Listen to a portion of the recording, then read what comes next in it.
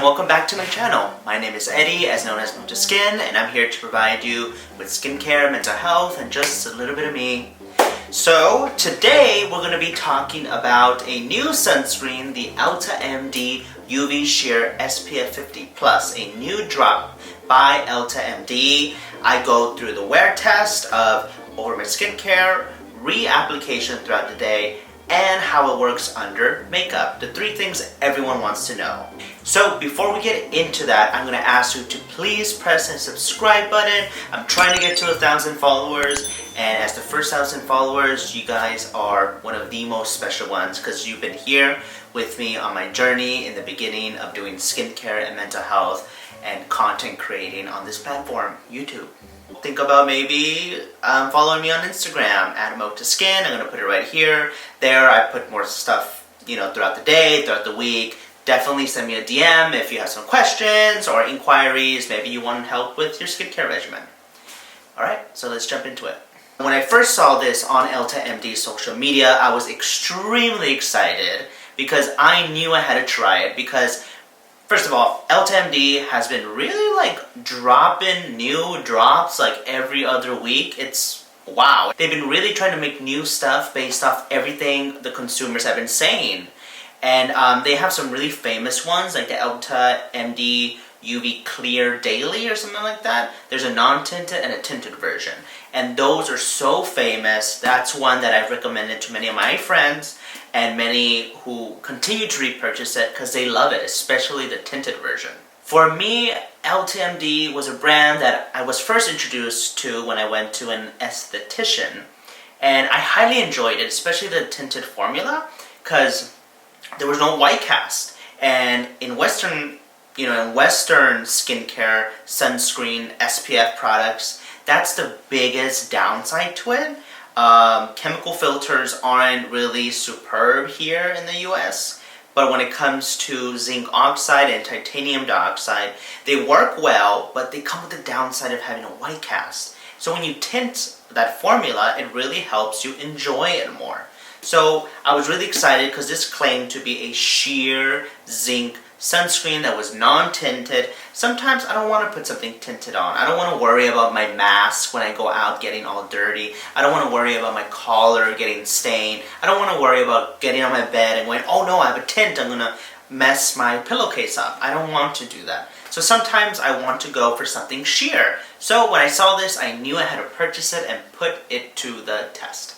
Not only is it a combination sunscreen, it also has a mixture of vitamin C and vitamin E, and I'm going to read it off. It's got a mixture of tetrahexadecyl ascorbate. I hope I said that correctly.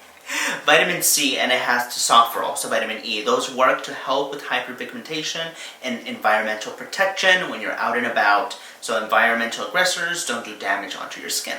Additionally, it has squalane. Squalane is going to help hydrate your skin. It's something that's in your skin and throughout time kind of fades away, but putting squalane on your face really just helps your skin stay hydrated, and that's what gives it that natural look. Not matte, not dewy, just natural. And to round it all off, it has sodium hyaluronate, so it's really going to help pull in moisture from your environment and help hydrate your skin throughout the day. I never felt dry with this. I always loved applying this, and this was really nice to use because I knew I was getting that skin tone evening, that hydration, that moisturization, and just overall, it's a really nice hydrating mineral sunscreen that's non-tinted.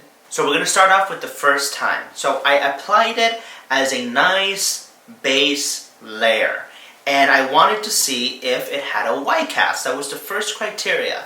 Now, I'm obviously going to be putting video of me applying it and seeing how it looks when first applied, and then how it looks kind of when it's been set on my skin for 5 minutes or so. Now, this is what I do want to say.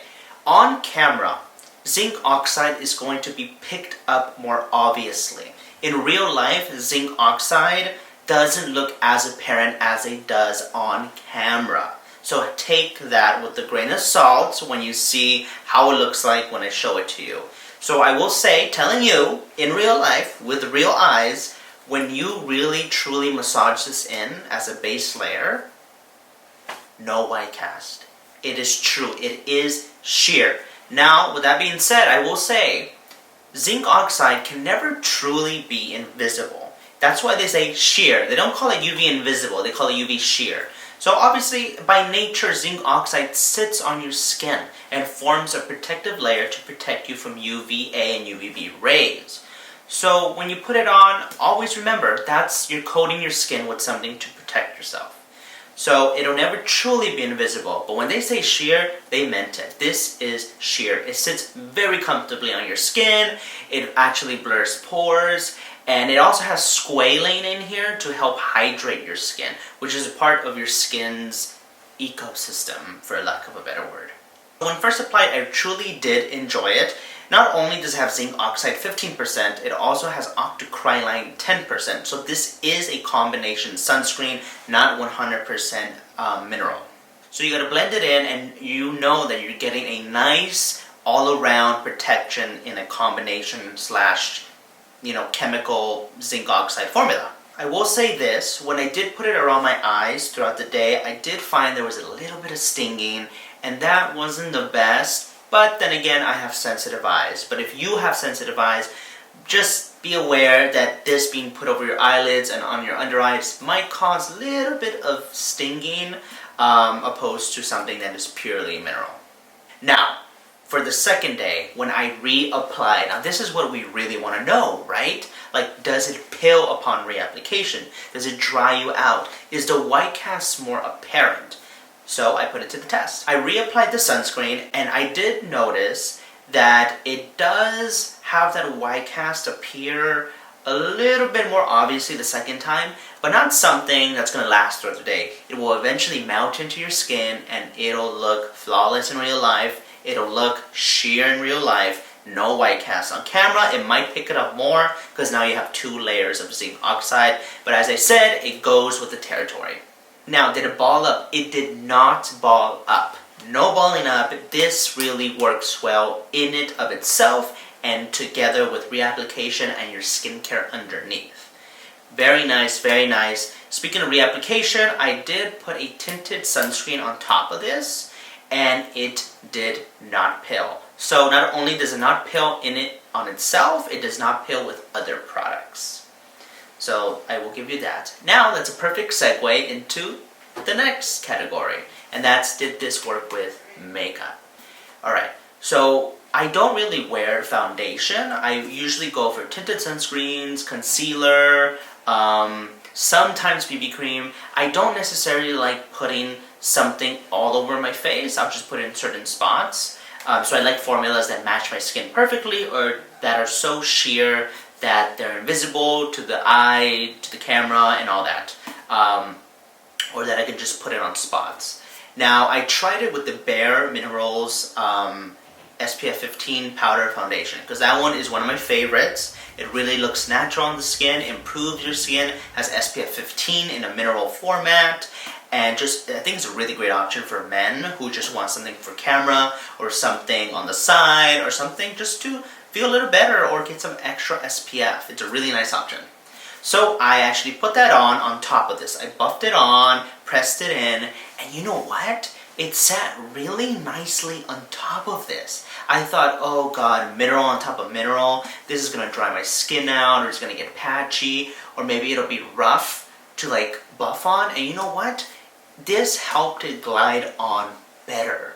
It did not feel like it was dragging across my skin, probably because this has some hydrators in there, such as squalane and hyaluronic acid. It also has vitamin E, and it's water resistant. So it's really a nice formula that really protects you and improves your skin over time. So when I buffed it on top, I actually noticed it stuck better. It lasted throughout the day.